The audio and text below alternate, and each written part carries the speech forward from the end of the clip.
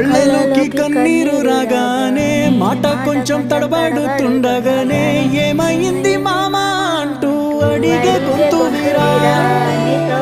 నీతో ఉంటే నవ్వుతూ ఉంటారా, నువ్వుంటేనే మామని అంటామురా. కారణాలు దొరకవు నువ్వు దూరం పోవాలన్నా, నీకు నాకు మధ్యలో దూరం రావాలన్నా, వద్దు అంటూ ఆ క్షణాన్ని ఏడుస్తూ ఆపనా.